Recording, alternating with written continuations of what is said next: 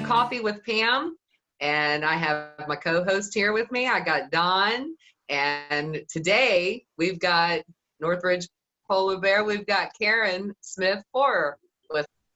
But I'm so excited because you're our first female Ridge Rocker. You're our first female guest because we had Tony on and we've had Ron, and now you're our first female, and we want to know from where we was then all of us growing up together to where we are now, and we want you to share your story. And I want to tell you that I'm so proud of you for being a teacher at Northridge, and I'm so proud of all of our girls that became teachers.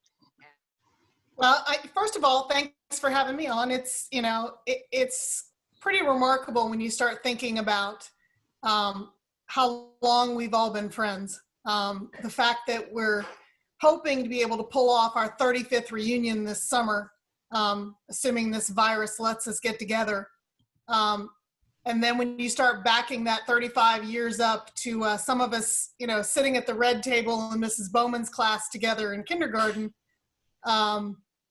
we go a long way back. But it's just a great opportunity to share some memories with you guys, to get things started with, Mrs. Bowman and her glasses on her chain and her little xylophone bell that she used for us. Oh my goodness, there we are. There you are. Can you see that? I can. I see myself between Pam and Doug Sprayer. Oh yeah, look at little cute Karen. We jumping to second grade, I had Mrs. Bell in first grade, and she was one of my all-time favorite teachers.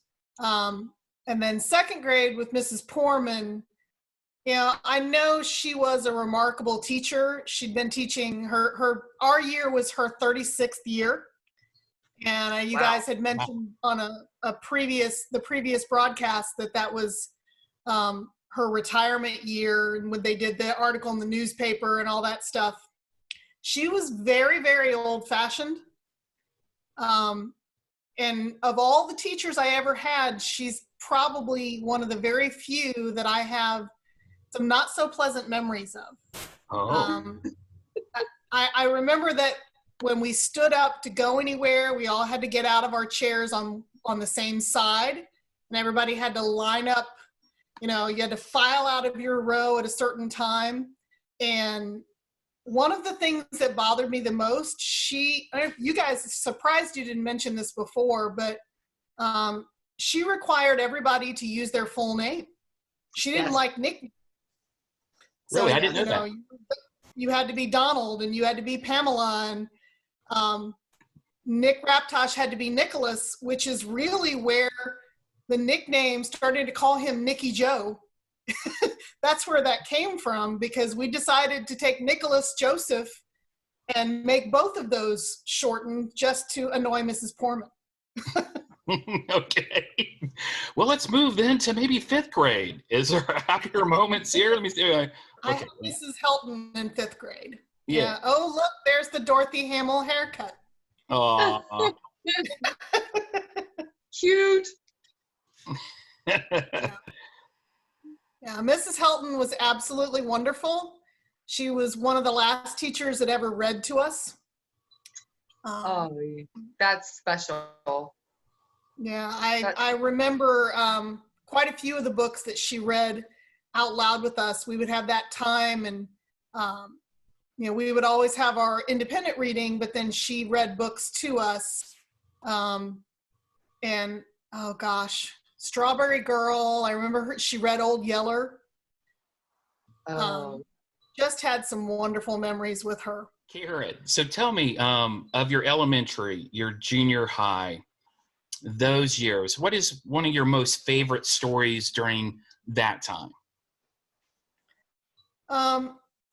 Probably my favorite story from those early years of school was 4th grade in Mrs. Nasta's class, and it was the spelling bee that year. And the spelling bee was absolutely legendary. You had the representatives from each class, and they ran it like a traditional spelling bee. And then they got to the point where the last two people standing on the stage were both fourth graders. It was me and Marcia Miller. Oh, I remember. Me too. I remember it too. And That's awesome. We went forever. I mean, there were like 30 words back and forth that we were both spelling, and it just seemed like it would never end. And we finally got to the point, and I mean, I don't remember what word, but I remember that Marcia finally tripped up and that I won the spelling bee that year. And at the end of the event, Mr. Sink, who everybody adored, but I never got to have, grabbed me off the stage, put me on his shoulders, and carried me around the school. That is so Mr. Sink. When was the time that you started thinking, I'd like to do this? When I was little, I think that all those years, you have the kind of a limited number of professions that little kids think about. You're going to be a fireman, you're going to be a cowboy, you're going to be a doctor. I wanted to be a teacher. And I went through quite a few years through middle school and high school where I started thinking about other careers. And I thought about physical therapy. I thought about becoming a lawyer. I wanted to be a professional writer, maybe a journalist. And it wasn't really until our senior year, and I had Carolyn Nicolai for my first semester of my senior year. It was College Writing 3. Mhm. And I sat in that classroom and absolutely knew that what I wanted to do was to be just like her. I wanted to inspire the way she was inspiring us, and just, I don't know, the connection that I made with her really changed the pathway for me. And I don't recall ever looking back at that point.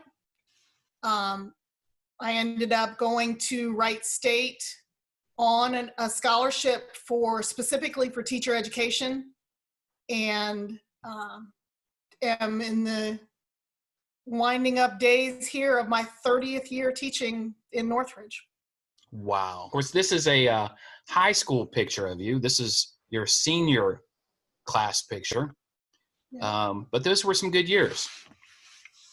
Yeah, I actually, when I started teaching, I started out at the middle school for the first several years. And then when I moved to the high school, it was 1998. And I moved into Larry O'Donnell's room because Larry had just retired. And he had held on to one of the essays I'd written for him in his class, and had left it on the desk for me when I came into the room. That is awesome. Yeah. And then the very last classroom that I was in the old building was actually Mrs. Nicolai's room. So it was the room that I decided to be a teacher, was the last room I had at the old building. That's very special. So fortunately by teaching, I was able to stay in touch with a lot of our teachers. And then Mrs. Nicolai retired a few years after we graduated, but she and I have stayed very close. So she just recently moved to North Carolina, but we would get together and have lunch or have coffee a few times a year, and she would always give me my pep talk before every school year started. So she's 80, I want to say 83 maybe, somewhere around there, 83, 84, and she's still my inspiration. She keeps me going. Awesome. Well, tell us a little bit more about, from that period of time, your teaching, your family. Tell us about your family, where you are now. Well, where I am physically is that we're living in Troy. I married my husband, Kevin Forer, who he was a Trotwood grad, actually, 1985. Kevin and I got married on New Year's Eve of 97. And he had two beautiful daughters who were 5 and 7 at that time. And then that's Amber and Danielle. And then shortly thereafter, we had 2 kids of our own. Peyton was born in 99 and Jalen in 2000. And so I have 4 kids, all grown up. Jalen is the youngest and she's 19. She's just finishing up her freshman year of college. Peyton is finishing his junior year at the University of Tennessee. Go Vols. And Amber and Danielle are both out on their own and doing wonderful things. Both of them have 2 kids. So I have 4 beautiful grandchildren. Wow. And, Grandma. And yeah, I got 4 of them. And wow. Life is good. Life is good. Well, talking about that, now, obviously, you know, Pam and I started this Coffee with Pam from several conversations. I've been trying to get her to do this for almost a year, but joining here for a cup of coffee on her back patio, watching the birds and just catching up. And us Gen Xers, our youth of the 80s, have approached 50 or just over 50 young, right? And with John H. Morrison being torn down, we wanted to, celebrate at least that half of a century mark. But remember John H. Morrison, right? And the new high school that Northridge has now. And of course, there's uncertain times, right? I mean, with this current virus and the pandemic and the social distancing, all of our lives have changed a little bit. So we just wanted to share some positivity, as Pam calls it. And we want to know, if you don't mind sharing with us, how's your life changed? How's the teaching? How's things going with you, your career, and your family? Well, at this point, teaching as distance learning is a challenge. So I'm very much a people person, and so I miss my students, miss having that contact with them in the classroom. I've had the good fortune of having a lot of our friends' kids in class, including Pam's. Got to have both of them. And, it becomes really challenging to find the silver lining in everything. And so I think I spend a lot of my days looking for connections with my students, looking for connections with my colleagues and my friends, and just trying to remind myself that, despite all of the restrictions, that we can still stay connected to one another. And that's why this was such a great opportunity. It's a great opportunity to say, hey, we've still got each other's backs and we're still connected. And, I think that every way we can find to lift one another up is going to be just another step in the direction of getting out of all of this and learning to appreciate everything we have. Absolutely. And I have to let you know that you did a really good job with my kids. I don't speak proper English and they're constantly on me about it. So you must have done, you did your job, Karen. And I don't write properly, I don't speak properly, and my kids are constantly letting me know. So yeah, I'm not sitting here crying, but I it is cool that you had my kids. It's touching. It's touching that we went to kindergarten together and that we grew up together, and that there's just so much in Northridge. There's just so much. There's so many people, and we all have different backgrounds and different lives, and we still all we remain close. I mean, we catch up. You catch up in a few minutes with somebody that you haven't seen for a long time. And I'm so glad you came on and shared your story with us. And I'm so glad that, you're doing well and your kids are doing well. And when, I get to see pictures, and that lifts me up. It totally lifts me up to see where how they're doing now. No, I appreciate that. I enjoy everybody else's, it's the true joy of social media. There's so many things that can be negative and distracting about it, but staying connected with all of you and the people that I've grown up with, staying connected to extended family, and speaking of family, I just want to point out there that my mom and dad are doing great. Dad had a rough year or so, has had a lot of health challenges, but they are still doing great. They live in Vandalia now, but I still get to see them frequently. And I know lots of people who spent time at my house and people I played ball with that, got to know my parents, will want to know they're doing really well. Well, Karen, I know Absolutely. I have some great memories with you growing up in Northridge, and you're right. It's and as Pam has shared, it was a tight knit community, right? And I'm hanging out with Jay, Junior Allen, and even the years pass. It's just like when we have conversations, we get together, we pick up right where we left off, like we were in high school, which is awesome. I think that's why the hashtag Northridge Strong has validation. We are strong. We've been through a lot, right? The tornado, right, and the shooting, unfortunately, in the Oregon district, which wasn't too far away from Northridge. But we have some strong polar bears, right? Oh, absolutely. And that's, I was laughing with one of my seniors. We were chatting online, and I said, our senior year, all I can remember, the only trauma we experienced was that the superintendent of schools announced that seniors didn't get out early. Remember, we had to go all the way to the end of the year? Yeah, I remember. Yeah. And I'm like, we thought that was terrible. And look at what these kids are getting through. That kind of reminds me here. How are they handling the graduation there for the senior class of Polar Bears 2020? The only thing that I know for certain is that the superintendent and the board are looking into every possibility. So they want to be able to recognize the seniors and have a graduation of sorts, but I know that it's most likely going to have to be physically distanced or virtual. We just have to follow the guidelines that the governor's putting out there for us. But there's a Facebook group that has actively gone out and they've adopted all of the seniors. And so there are people who, some of them know these kids, some of them don't, but they're putting them in contact with each senior of the class of 2020, making sure that they are recognizing them, sending them little gifts, whatever they can do. I know the Bear Boosters, which is still the Athletic Boosters organization, they're looking at trying to do something special for each senior. So really, no surprise, but the community is rallying around these kids. That's awesome. That's awesome.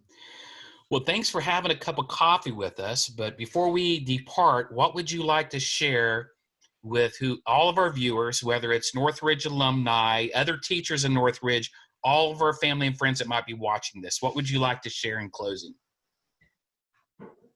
You asked me to come up with something profound off the top of my head. Of course. Yeah. I've spent my life, my parents bought their house in Northridge in 1967. I was less than a year old. I've spent my life as a polar bear,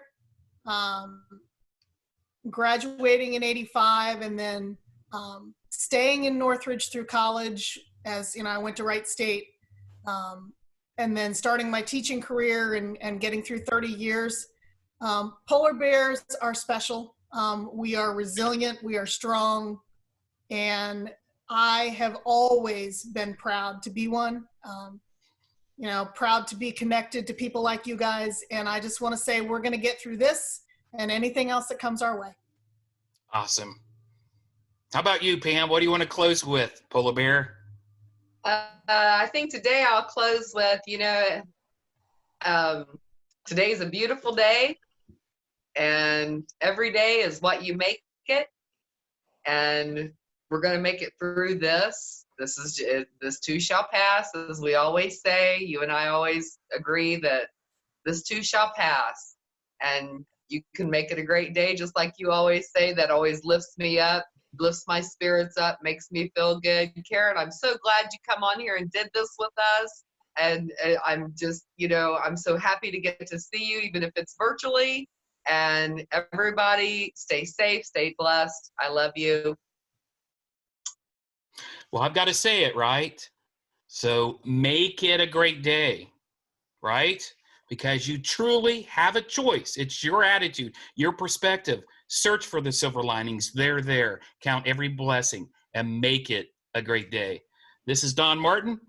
Pam, I think you're down here in this recording. Karen, thanks for coming aboard. Ciao. Shalom. Thanks so much.